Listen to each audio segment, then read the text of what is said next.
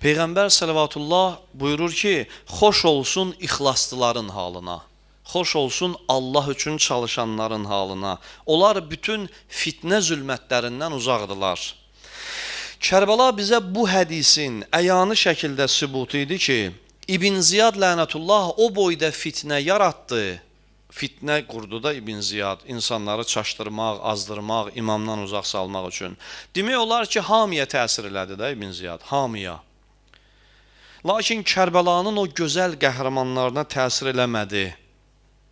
Çünki onlar muxləs idilər. Muxləsə fitnə təsir eləmir.